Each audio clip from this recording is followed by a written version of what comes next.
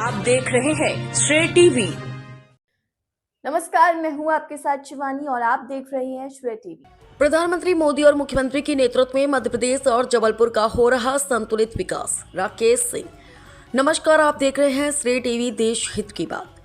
जबलपुर में आज आयोजित एक पत्रकार वार्ता में भारतीय जनता पार्टी भाजपा के पीडब्ल्यूडी मंत्री राकेश सिंह ने मध्य प्रदेश और विशेषकर जबलपुर जिले के विकास कार्यों को लेकर अपनी बात रखी। उन्होंने राज्य में हो रहे संतुलित विकास का श्रेय प्रधानमंत्री नरेंद्र मोदी और प्रदेश के मुख्यमंत्री के कुशल नेतृत्व को दिया। संतुलित विकास पर जोर। नेताजी ने सभा को संबोधित करते हुए कहा कि वर्तमान नेतृत्व में मध्य प्रदेश के हर कोने का विकास हो रहा है। उन्होंने विशेष रूप से जबलपुर के विकास का जिक्र करते हुए कहा कि यह शहर अब प्रदेश के समग्र विकास के साथ कदम ताल कर रहा है, जो क्षेत्र के निवासियों के लिए एक सकारात्मक संकेत है। प्रधानमंत्री मोदी के प्रति आभार। प्रधानमंत्री नरेंद्र मोदी के प्रति आभार व्यक्त करते हुए उन्होंने कहा, माननीय प्रधानमंत्री जी ने विकास को लेकर जो एक नई सोच देश के सामने रखी और संसाधन उपलब्ध कराए हैं, उसी के आधार पर आज मध्य प्रदेश तेजी से विकास करने वाले राज्यों की श्रेणी में मजबूती से खड़ा हो रहा है। वार्ता के दौरान उन्होंने भारतीय जनता पार्टी परिवार की ओर से उपस्थित सभी लोगों का धन्यवाद किया। उन्होंने इस बात पर भी जोर दिया कि विकास की यह गति आने वाले समय में और तेज होगी, जिससे प्रदेश की अर्थव्यवस्था और बुनियादी ढांचे को और मजबूती मिलेगी। राकेश सिंह, पीडब्ल्यूडी मंत्री मध्य प्रदेश ने क्या कुछ कहा, सुनते हैं। जबलपुर से रिपोर्टर BL रचक। विकास हम तीव्र गति से कर सकें, उसमें है झिरिया, बगराजी, महगुआ, खमतरा, विलायत कला मार्ग। इसकी लंबाई है 112 किलोमीटर।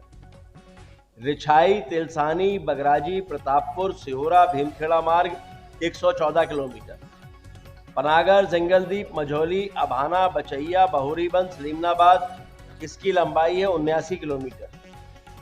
फिर बरगी नगर से भेड़ाघाट, उड़ना, सकरा मार्ग, इसकी लंबाई है 74 किलोमीटर। तो इस तरह से इन सड़कों को भी इस बार हैम के अंतर्गत लिया गया है, ताकि रोड नेटवर्क को हम मजबूत कर सकें। जबलपुर जिले में सड़कों का जाल चारों तरफ बिछा हुआ दिखाई दे और मजबूत और टिकाऊ सड़कें बने, जो 15 साल की मेंटेनेंस की सुविधा के साथ बने। इनके माध्यम से हम सभी ऐसा मानते हैं कि हमारा रोड नेटवर्क भी मजबूत होगा, जो आने वाले समय में जिले को विकास की दृष्टि से ऊंचाइयों पर पहुंचाएगा।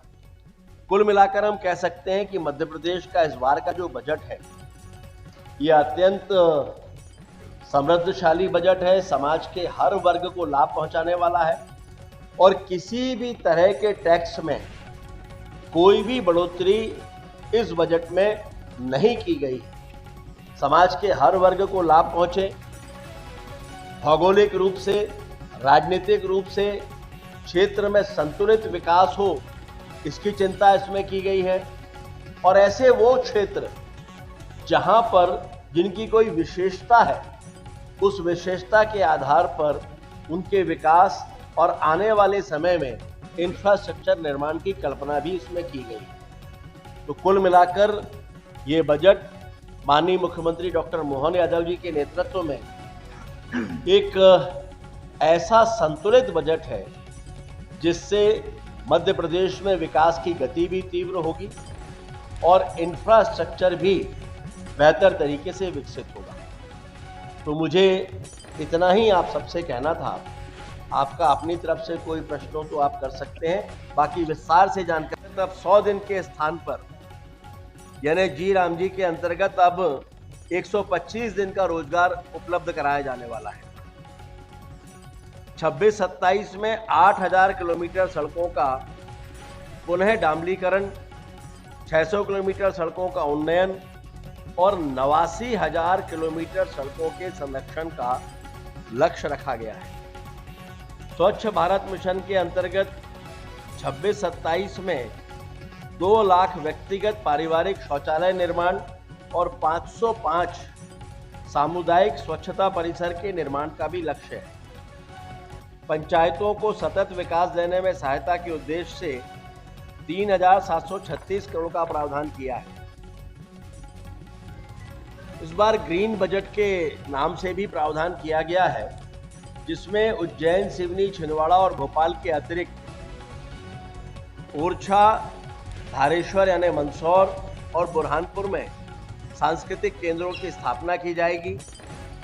और जो वन भूमि है वहां से अतिक्रमण हटाकर प्लांटेशन के कार्य के लिए नवीन योजना समृद्धि वन, वन वृद्धि से जन समृद्धि और निजी भूमि पर पौधारोपण कर हमारी लकड़ी की जो आवश्यकताएं हैं उनकी पूर्ति के माध्यम से भी आय बढ़ाने के लिए कृषि वानिकी योजना, इसका भी प्रस्ताव रखा गया है। पर्यटन और संस्कृति, हम सभी जानते हैं कि मध्य प्रदेश में इसको लेकर अपार संभावनाएं हैं और मध्य प्रदेश देश का वो पहला ऐसा राज्य है जिसने eco sensitive zonal master plan बनाने का कार्य प्रारंभ किया है।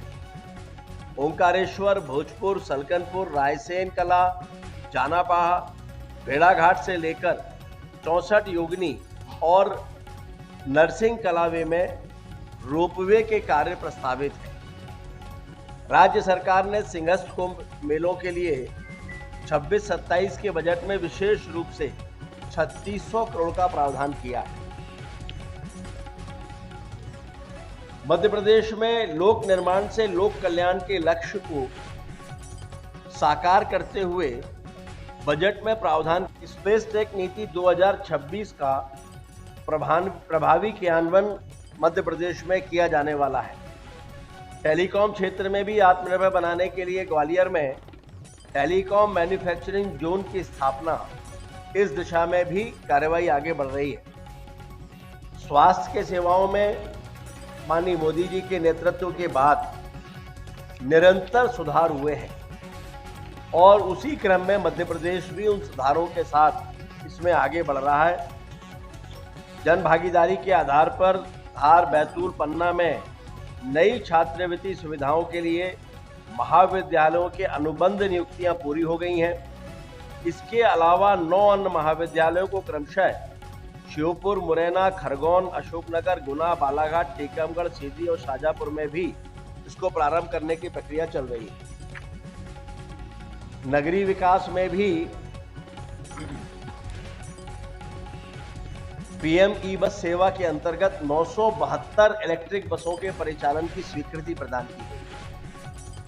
भोपाल, इंदौर, ग्वालियर, जबलपुर, सागर और उज्जैन में 472 ई बसों का संचालन हो रहा है और इंफ्रास्ट्रक्चर को गति देने के लिए आने वाले 3 सालों में 5000 करोड़ का निवेश, उसकी भी तैयारी मध्य प्रदेश सरकार ने की है। नगरीय क्षेत्रों में आवास के लिए 2316 करोड़ रुपए, नगरों की सड़क मरम्मत के लिए 349 करोड़, अमृत 2 योजना के लिए 3467 करोड़ और नगरीय निकायों को मूलभूत सेवाओं के लिए एकमुश्त अनुदान हेतु 2026-27 में 1057 करोड़ के राशि का प्रावधान है। ग्रामीण विकास में हम सभी जानते हैं कि विकसित भारत जी राम जी कार्यक्रम के तहत जल संरक्षण, ग्रामीण ढांचागत सुविधाएं, आजीविका और प्रतिकूल मौसमी घटनाओं के प्रभावों को कम करने के कार्यों को भी सम्मिलित कर लिया गया है और इसके अंत होना है। उसके लिए 150 करोड़ का प्रावधान है। सहकारी बैंक के माध्यम से कृषकों को जो आपातकालीन ऋण मिलता है उसके ब्याज अनुदान के अंतर्गत 720 करोड़ का प्रावधान किया है। प्रधानमंत्री कृषक सूर्य मित्र योजना के अंतर्गत 3000 करोड़ की लागत से 1 लाख सोलर सिंचाई पंप भी किसानों को उपलब्ध कराए जाएंगे। ये आने वाले कल की एक बड़ी आवश्यकता है और एक क्रांतिकारी कदम है। इसके माध्यम से जहां मध्य प्रदेश में जो अतिरिक्त विद्युत की मांग है, न केवल वो घटेगी बल्कि किसानों को भी विद्युत के मामले में आत्मनिर्भर होने का अवसर मिलेगा, बिलों के भुगतान से छुट्टी मिलेगी और इसलिए एक महत्वपूर्ण कदम है। पशुपालन गतिविधियों के लिए भी 2364 करोड़ का प्रावधान किया गया है। इसमें गौ संवर्धन और पशुओं के संवर्धन योजना के लिए 620 करोड़ 50 लाख और मुख्यमंत्री पशुपालन विकास योजना के लिए 250 करोड़ का प्रावधान सम्मिलित है। गरीब कल्याण के अंतर्गत पिछड़ा वर्ग और अल्पसंख्यक कल्याण, विमुक्त, घुमक्कड़, अर्ध घुमक्कड़ वर्ग के लिए 1691 करोड़ का प्रावधान किया गया है।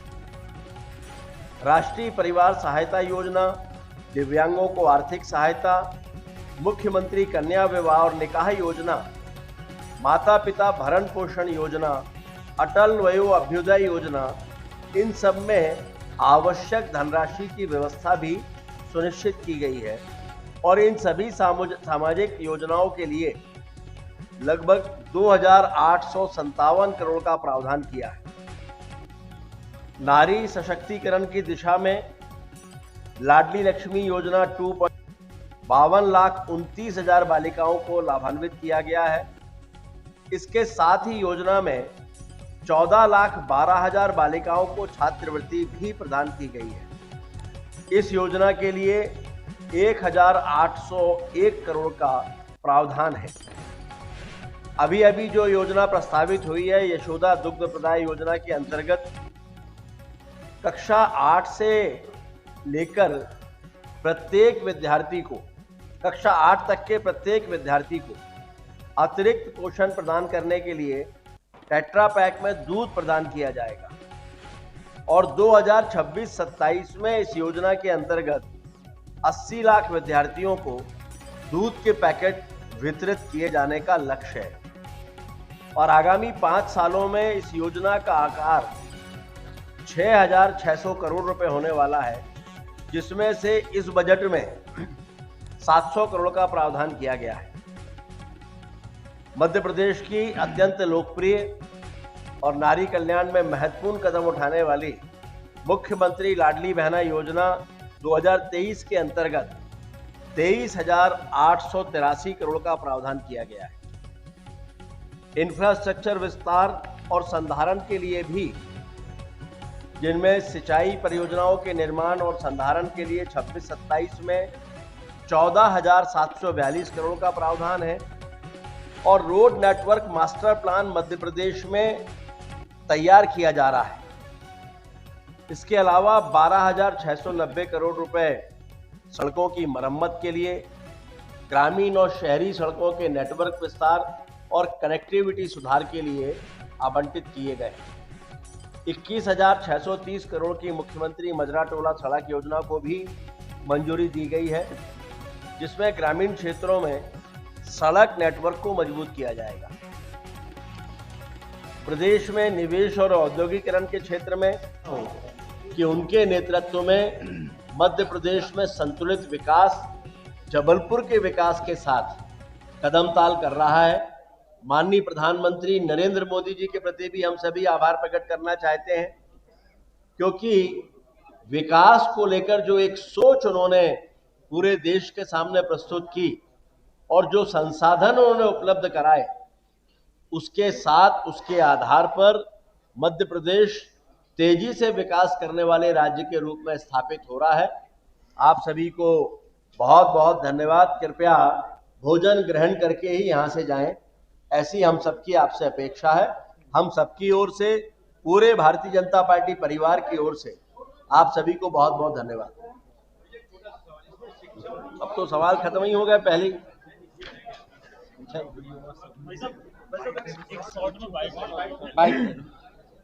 खड़े होके करते तो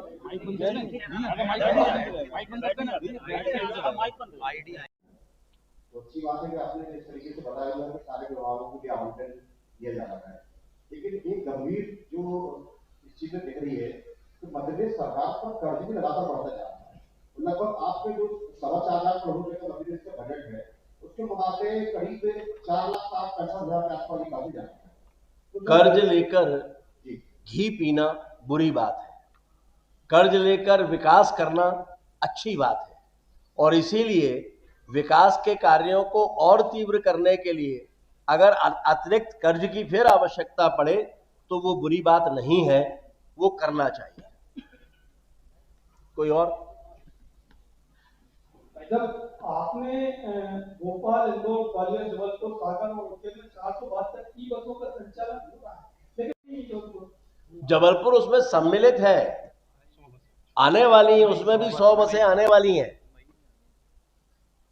तो ये मतलब इस साल के अप्रैल में 40 शामिल किया गया है या जून में से? अप्रैल में 40 बसें चालू हो रही हैं और उसके बाद क्रमशः चालू होते होते 100 बसों का संचालन होगा इसी वर्ष में। महापौर जी को उसकी पूरी जानकारी है। और कोई प्रश्न? मुझे लगता है कि आप सभी